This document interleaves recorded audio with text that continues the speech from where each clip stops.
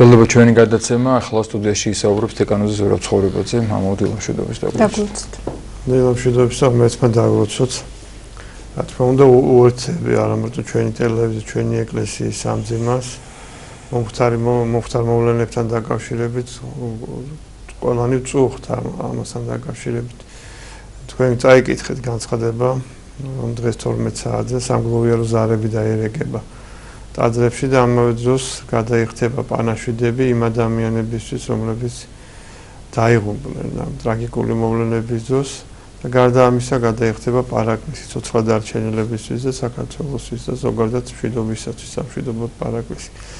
ეს უკვე გუშინაც მოხდა, გუში წირვის შემდეგ საქართველოს კათოლიკოს პატრიარქმა გადაიხადა პანაშვიდი და მოიხსენია მიცვალებულთა სულები და მე ვიცი რომ ბევრმა მოძღვარმა გააკეთა ეს ახლა პირადად მეც გადავიხადე პარაკლისით და პანაშვიდით იმიტომ რომ თუ კი რაიმე საჭიროა ხოლმე განსაცდელის დროს თუ კი რაიმე არის საშორი რაიმე არის გადაუდებელი რაიმე არის პირველ რიგში გასაკეთებელი ეს გახავთ ლოცვა ლოცვა გვაძლევს ჩვენ ძალას და არა მარტო ჩვენ გვაძლევს ძალას არამედ უფლის წყალობასაც მიიზიდავს ხოლმე და უფლის შეწევნასაც მიიზიდავს აი აქ შემთხვევითი არ არის რომ ორი სახის ლოცვა აღევლინება ერთი გარდაცვლილობისთვის და მეორე ცოცხლობისთვის ხო ორივე სჭირდება დახმარება და შეწენა გარდაცვლილებს შეიძლება შეწენა იმიტომ რომ ისინი ახლად შესვენებულები არიან ახალ სამყაროში მოხდნენ და მათ სულებს სჭირდება აქედან დახმარება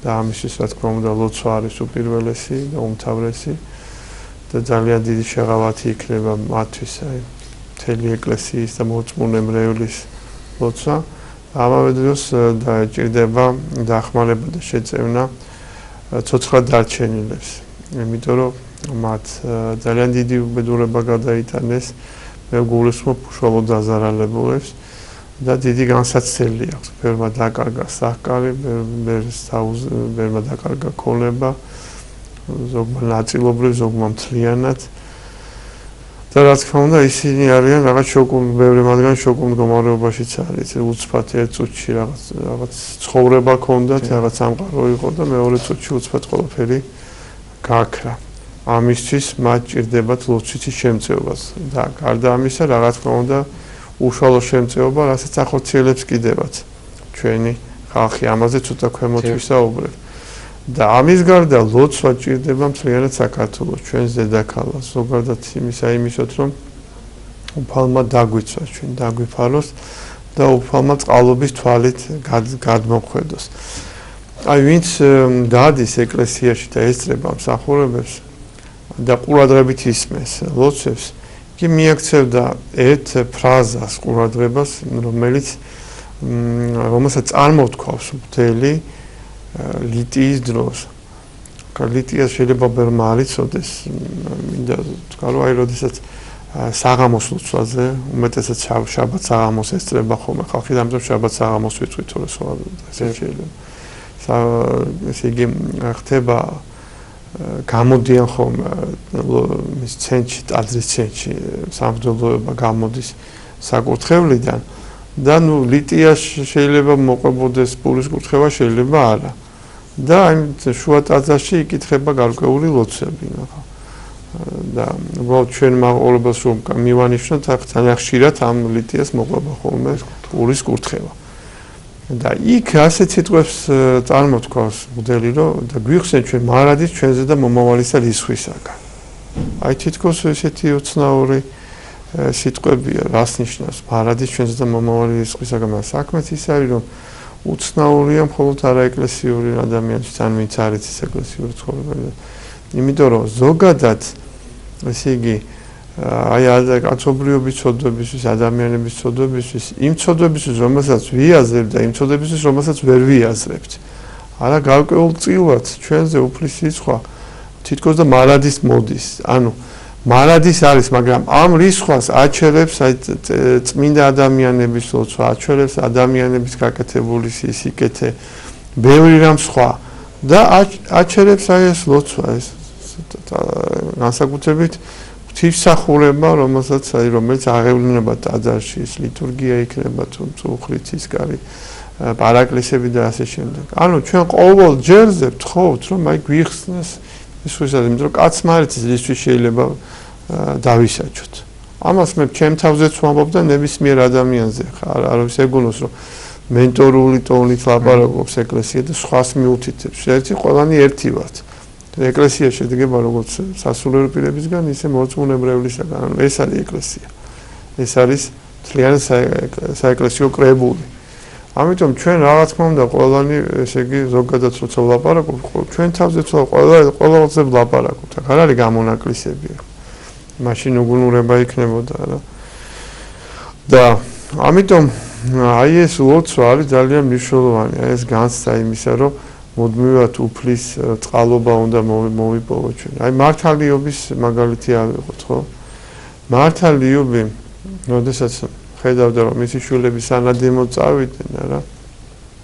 სხვებს შესწირავდა ხოლმე, რომ უნებლიო თუ რამე არ შეცოდენო შვილებმაო და რაღაცა თქვათ ამის გამო საჭიელი არ მიიღონ უფლისაგან. აი როგორი დამოკიდებულება ქონდა მას. ესე რომ მუდმივად რა თქმა უნდა ჩვენ უნდა ვთხოვდეთ უფალს, დაცვას, შეწყალებას, მით უმეტეს, როდესაც უკვე განსაცდელი მოხდა. რაღაც განსაცდელი სახეზეა და თქვენ იცით რომ სტიქია როგორია, ხა სტიქიას აი ადამიანის უძული ხერი ხანდახან ვერ აჩერებს.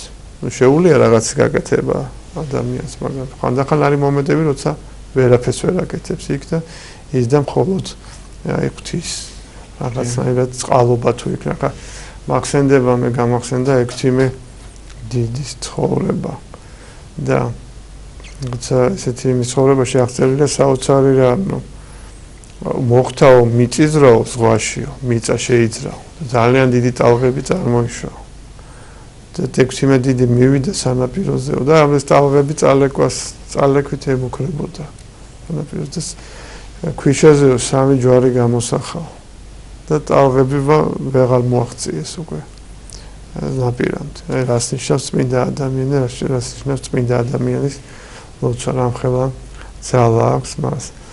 მაგრამ დაუბრუნდეთ ახლა ჩვენს განსაცდელს თბილისში მომხდარ განსაცდელს და რა შეიძლება ითქვას ახლა აი ამ ეტაპზე. გარდა ლოცვისა რა თქმა უნდა, როგორც მიცვალებულებისთვის ისე ცოცხლებისთვის რა თქმა უნდა საჭიროა დახმარება, ქმედითი დახმარება და ჩვენ დავინახეთ ერთობა ჩვენიერისა, განსაკუთრებულად სასიხარულო იყო ჩვენი ახალგაზრდობის ენთუზიაზმი, მონდომება, სწრაფი ორგანიზების უნარი, როდესაც აი გუშინ ძალიან ბევრი ახალგაზრდა იყო გმირთა მოედანზე, სვანიძის ქუჩაზე და სხვა ადგილებში, სადაც ისინი სტიქიის შედეგების ლიკვიდაციას შეეხმარებოდნენ შესაბამის სამსახურებს, ხო? ეს ერთი მეორე უკვე გუშინვე დაიწყეს მიტანა გამგეობებში თუ სასტუმროებში ტანსაცმელის და საჭმელის და ნებისმიერ იმ ნივთის რაც შეიძლება რომ ესე იგი იქნას მიტანილი მე ვიცი რომ საპატრიარქოდანაც იყო მიტანილი საკვები პროდუქტი მე ვიცი ჩვენი ტელევიზიიდანაც დღეს მოხდება გარკვეული მხარდაჭერა ამ დაზარალებულებისათვის და ეს ბუნებრივიც არის ანუ აი ეს განსაცდელი არის გარკვეულწილად გამოსცაც კიდევაც ყველა ჩვენთაგანისთვის რომ აი როგორ მოვიქცევით ჩვენ რას გავაკეთებთ ხარში ამოუდგებით თუ არა რამდენად ამოუდგებით ხარში რამდენად ესე იგი შევიწუხებთ თავს რამდენად გავიღებთ ჩვენს მატერიალურ შესაძლებლობებს ასე რომ ღმერთმა შეგვაძლებინოს რომ ეს გავაკეთოთ და შეცდომები არ დაუშვათ ამ ხრივ ესე იგი რაღაცა ისე არ გაგვიქცეს რომ მე ვფიქრობ რომ აი მაშინ უფრო აქტიურად უნდა მემოქმედა, უფრო სწრაფად უნდა მემოქმედა, უფრო მეტად უნდა მომეკითხა ეს დაზარალებულები და უფრო გულმოდგინედ უნდა მემოქმედა და მაინც რა თქმა უნდა ძალიან მნიშვნელოვანია თვითონ დაზარალებულების დამოკიდებულებაც. აი მამუზო სწორედ ამ თემასთან დაკავშირებით მე რაგისოთ კითხვայի განხსნით განსაცდელი მართლაც რაც მოხდა და ბუნებრივია ის ადამიანები ვინც ამ განსაცდელში მოყვნენ ზოგს ორი შვილი დაეკარგა ზოგს წყალმომხდარ საპირისპიროზე ზოგს სახლი აგარაკ მართლაც მითარჩა არანაკლებ ძიმე მდგომარეობაში არაფერი აღარ დარჩა და მათ შორის ოჯახები გარდაიცვალნენ. თუმცა აი მაინც ეკლესიური თვალით, სულიერი თვალით როგორ შეიძლება ამ ადამიანებს ეს განსაცდელი აღხნერთ გადაიტანონ? აი როგორ უნდა მოიქცეს ამ დროს ქრისტიანი ადამიანი, რომელსაც ჯერ ახ ღმერთის, რომელსაც აქვს ღმერთის იმედი და როგორ უნდა გავამყაროს ამ განსაცდელ შემდგომში, რა უნდა გააკეთოს ადამიანს? ნუ პირველ რიგში რა თქმა უნდა ნეტარია ის ადამიანი, რომელსაც შეუძლია განსაცდელის მიღება სიმშვიდით და მადლიერებით, უფლისადმი მადლიერებით დურთვის გარეშე. ეს არის ძალიან მაღალი საფეხური სულიერი განვითარების. ვინც ამას ახერხებს, ის ღმერთთან ახლოს არის. იმიტომ რომ ის ამას უყურებს ასე რომ ღმერთმა დაუშვა ეს განსაცდელი და ყველაფერი რაც გვაქვს ჩვენ მატერიალურ თუ არამატერიალური ამას უფალი გვაძლევს, რაღაცას გვაძლევს და რაღაცა შემდეგ შეიძლება ესე იგი ჩვენ დავკარგოთ. ეს არის ყველაზე ესეთი მაღალი საფეხური. ყველას ეს არ შეუძლია ბუნებრივია. მაგრამ ადამიანს ის მაინც შეუძლია რომ აი ამ განსაცდელზე უფალს თხოვოს შეწევნა და დახმარება. პირველ რიგში თხოვოს შეწევნა იმისთვის რომ აი ასე დროს ასეთ გაჭირვებაში მან ესე იგი მას კონდეს გაძლების უნარი რომ გაუძლოს ამ გაჭირვებას, რომ გადაატანინოს უფალმა ეს გაჭირვება და ამავე დროს სწორი დამოკიდებულება კონდეს ყოველივე ამისადმი. ეს რა თქმა უნდა არის ალბათ პირველი თხოვნა, რაც უფლის მიმართ უნდა კონდეს ასეთ ადამიანს და გარდა ამისა იგი უნდა თხოვდეს უფალს რომ ამ გაჭირვებაში იმხრივად შეეწიოს რომ მოგვარდეს ეს პრობლემები რაც მის წინაშე არის რაც მოსაგვარებელად შეიძლება რომ მოგვარებული იყოს. თქვენ იცით რომ ახლა სხვადასხვა პერიოდში სხვადასხვა ტიპის განსაცდელები გქონიათ ადამიანებს და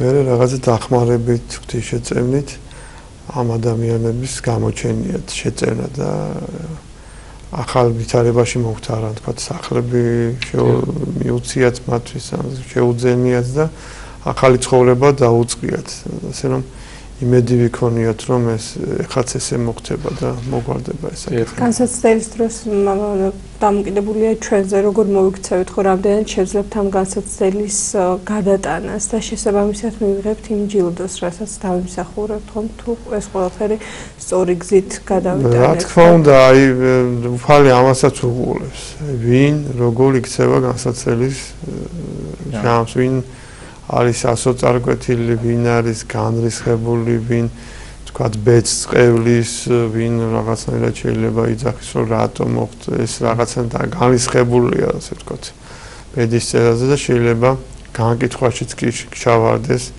მეცმა დაიფაროს უფლისა, რა თქმა უნდა, ეს არასწორი გზა არის. და ის ადამიანი კი ვინც სიმშვიდით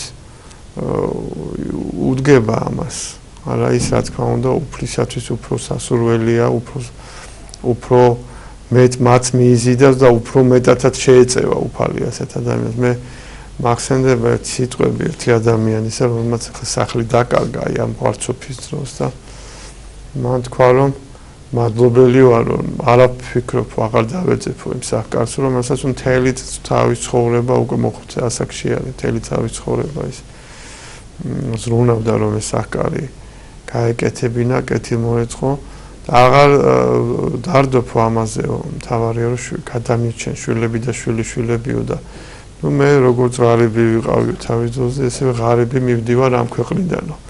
ესე იგი უფალთან მივდივარ აი ეს ანუ მან აი რაღაცნაირად უფალმა ნახე მას გაუხსნა ესეთი ხედვა. რომ რა თქმა იქ ვეცერაფერს ვერ წავიღებთ, ხო და ნუ რა მოხდა ისე რომ თავიდანაც არაფერი განსაკუთრებული ქონება არ მქონდა, მე შევიძინე, მე ისე დავკარგე და ნუ არაუშავს უფალთან. ისე მეთმა ყველა დიდხანს აცოცხლს, რა თქმა უნდა, რომ მეთმა ყველა დაალოცოს. ეხლა მართლაზე კიდევ შეიძლება აღნიშნოთ, რომ ერთადერთი თუ რამე შეიძლება უწოდოს სასახარულო ამ დღეებში იყო ეს, რაც თქვენ აღნიშნეთ, ეს გაერთიანება ერისა, ახალგაზრდებისა, ეს იქნებოდნენ დაუშვათ მუხალისი მაშველები თუ მთელი ღამის განმავლობაში ამ დროსაც ხდება დაუშვათ მიტანა, ჩაბარება, საყოფო ცხოვრების საკვების და მობილიზებულებიან ყველა და ეს გარკვეულწილად იმ დაზარებულ ადამიანებს გარდა იმისა რომ მიიღებენ ამ საკვები იქნება თუ შესაძლებელია ხალხის გვერდში მდგომა რაღაცნაირად შემოსუბგებს ალბათ ამ განსაცდელს და ერთმანეთს რომ ეს განსაცდელი ქრისტიანულად და სწორად გადავიდე და მართლა დაგიფარო შემდგომში ეს ტიმორინებისგან. დიდი მადლობა მამაო შეგახსენებთ გასაუბრებლად დეკანოზის ზურაბ ცხოვრებაზე და კიდევ ერთხელ წავიკითხავ საპატრიარქოს ოფიციალურ განცხადებას. ამ წლის 14 ივნისს თბილისში მომხდარი სტიქიური უბედურებისა და ტრაგედიის შედეგად გარდაცვლილთა სულის საოხად ორშაბათს, ანუ დღეს 15 ივნისს გლოვის დღეს საქართველოს ყველა მოქმედ ეკლესია მონასტერში 12 საათზე დაერეკება გლოვის ზარები და გადახდილი იქნება პანაშვიდი. შემდგომ კი სამშვიდობო პარაკლისი. პანაშვილის და პარაკლის თბილისის სიონის საკათედრო ტაძარში აღავლენს მისი უწმინდესობა სრულიად საქართველოს კათოლიკოს პატრიარქი ილია მეორე. მე შეგახსენებთ ეს გახლავთ საპატრიარქოს ოფიციალური განცხადება.